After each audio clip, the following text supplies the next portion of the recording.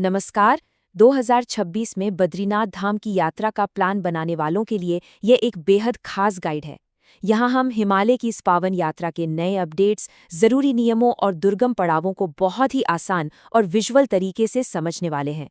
यात्रा की तैयारी से लेकर हिमालय के आखिरी छोर तक का सफ़र कैसा होगा, चलिए इसे एक साथ महसूस करते हैं।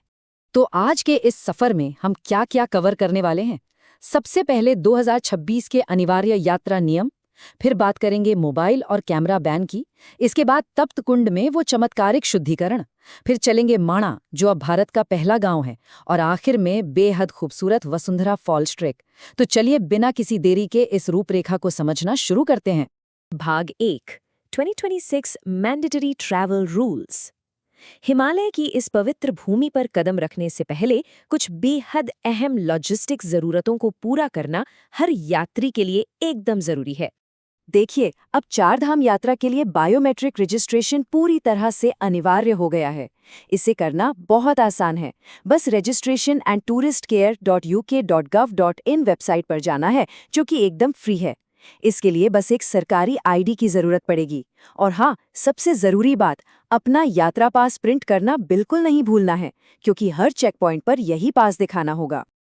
अब एक ख्याल ये भी आ सकता है कि वहीं जाकर रजिस्ट्रेशन करा लेंगे, लेकिन ऋषिकेश या हरिद्वार के काउंटर्स के भरोसे बिल्कुल नहीं रहना चाहिए। खासकर मई जून के पीक सीजन में तो वहाँ इतनी भीड़ होती है कि बेवजह की देरी हो सकती है। इसलिए घर से ही ऑनलाइन रजिस्ट्रेशन करके निकलना सबसे स्मार्ट और आसान विकल्प है। भाग 2 द मोबाइल कैमरा बैन। 2026 में जब श्रद्धालु यहाँ पहुँचेंगे तो उन्हें मंदिर के नियमों में एक बहुत बड़ा और कड़ा बदलाव देखने को मिलेगा। 2025 तक का माहौल कुछ ऐसा था कि हर जगह लोग फोन और सेल्फी में उलझे रहते थे, जिससे दर्शन की कतारों में बाधा आती थी और शांति भंग होती थी। लेकिन 2026 से एक बड़ा डिजिटल डिटॉक्स नियम लागू हो गया है। बद्रीनाथ के सिम द्वार के आगे अब कोई भी इलेक्ट्रॉनिक डिवाइस ले जाना सख्त मना है। इसका सीधा सा मकसद यही है कि लोग बाहरी दुनिया के शोर से कटकर पूरी तरह से भगवान के ध्यान में लीन हो सकें। गढ़वाल कमिश्नर विनय शंकर पांडे का ये बयान इस नियम के पीछे की सोच को बिल्कुल साफ कर देता है। हर साल यहाँ लगभग 50 लाख श्रद्धालु आते हैं।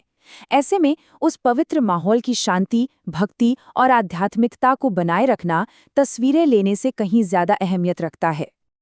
अब सवाल उठता है कि ये डिवाइस रखे कहाँ जाएंगे? टेंशन की कोई बात नहीं है।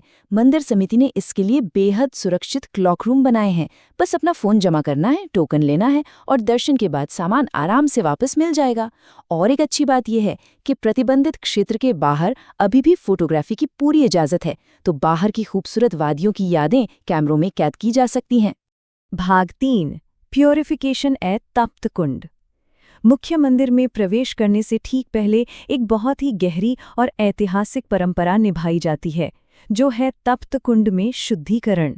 जरा सोचिए, बाहर बर्फीली हवाएं चल रही हैं, तापमान 0 के आसपास है, लेकिन इस प्राकृतिक कुंड का पानी 45 से 55 डिग्री सेल्सियस पर उबल रहा होता है। प्रकृति का ये विरोधाभास किसी चमत्कार से कम नहीं लगता। पौराणिक मान्यताओं के अनुसार यहाँ भगवान विष्णु के वरदान से अग्निदेव का स्थायी वास है। वहीं वैज्ञानिक नजरिए से देखें तो ये एक जियोथर्मल स्प्रिंग है, जिसमें सल्फर भरपूर मात्रा में पाया जाता है। माना जाता है कि मुख्य दर्शन से पहले इस पानी में डुबकी लगाने से न सिर्फ आत्मा की शुद्धि होती है, बल्कि इसके औषधीय गुणों के कारण सफर की सारी थकान और जोड़ों का दर्द भी मानो छूमंतर हो जाता है। भाग 4 माणा, इंडियाज़ फर्स्ट विलेज। दर्शन और स्नान के बाद बद्रीनाथ मंदिर से सिर्फ 3 किलोमीटर आगे बसा है माणा, एक ऐसा गांव जिसने हाल ही में एक बहुत बड़ा भौगोलिक और वैचारिक बदलाव देखा है। भोटिया समुदाय के इस खूबसूरत गांव को सदियों से भारत तिब्बत सीमा पर स्थित भारत का अंतिम गांव माना जाता था, लेकिन अब कहानी बदल गई है। अब इसे आधिकारिक तौर पर भारत का प्रथम गांव माना जाता है।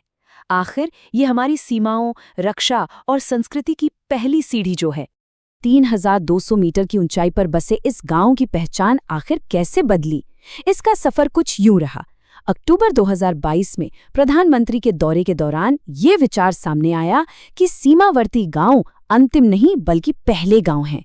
इसके बाद सरकार के वाइब्रेंट विलेज प्रोग्राम के तहत अप्रैल 2023 में सीमा सड़क संगठन ने यहां प्रथम भारतीय गांव का साइन बोर्ड आधिकारिक रूप से स्थापित कर दिया। माणा में इस नए दर्जे के अलावा भी बहुत कुछ देखने लायक है, जिसकी जड़ें हमारी पौराणिक कथाओं में बहुत गहराई तक जाती हैं। यहाँ महर्षि व्यास गुफा है, जहाँ महाभारत रची गई थी, और साथ ही गणेश गुफा भी है। पास ही में भीम पुल नाम का एक प्राकृतिक चट्टानी पुल है, जिसके ठीक नीचे सरस्वती नदी पूरे वेग से शोर मचाती हुई बहती है। और इस सब के बीच यहाँ मौजूद भारत की आखिरी चाय की दुकान की चाय पीना अपने आप में एक अलग ही अनुभव है। भाग 5 the Vasundhara falls track, adventure के शौकीनों के लिए जो प्रकृति की और गहराई में जाना चाहते हैं। माणा गांव से आगे एक शानदार प्राकृतिक अजूबा इंतजार कर रहा है। तो चलिए इस ट्रैक से जुड़ी जरूरी जानकारी को समझते हैं। ये ट्रैक माणा गांव के भीम पुल से शुरू होता है। एक तरफ की दूरी करीब 6 किलोमीटर है और आने जाने में आराम से 3 से 4 घंटे लग जाते हैं। इसके लिए किसी विशेष परमिट की आवश्यकता तो नहीं है, लेकिन रास्ते में खड़ी चढ़ाई और 12,000 फीट की ऊंचाई होने के कारण शारीरिक रूप से फिट होना और सावधानी बरतना बेहद जरूरी है। पथरीले रास्तों और सुंदर जंगली फूलों के बीच से गुजरने के बाद जब ये विशाल झरना सामने आता है तो नज़ारा बस देखते ही बनता है। ये करीब 122 मीटर यानी 400 फीट की ऊंचाई से सीधे अलकनंदा नदी की घाटी में गिरता है। स्थानीय लोगों का मानना है कि इस पानी में आयुर्वेदिक जड़ी बूटियों का शुद्ध सत्व मिला होता है, और कहानियों की माने तो पांडवों ने स्वर्ग की अपनी अंतिम यात्रा के दौरान ठीक इसी मार्ग का अनुसरण किया था। इस झरने से जुड़ी एक बहुत ही दिलचस्प किंवदंती है। सदियों से ये माना जाता है कि वसुंधरा फॉल्स के पानी की बूंदें सिर्फ उन्हीं लोगों को स्पर्श करती हैं जिनका हृदय पूरी तरह से शुद्ध और पवित्र होता है। तो क्या हिमालय का ये पावन जल उन सभी को छुएगा जो इस कठिन ट्रैक को पूरा करने का साहस जुटाते हैं? ये एक ऐसा सवाल है जो बद्रीनाथ की इस पूरी यात्रा के आध्यात्मिक अनुभव को हमेशा के लिए यादगार बना देता है। इस विस्तृत गाइड में साथ जुड़ने के लिए बहुत बहुत धन्यवाद।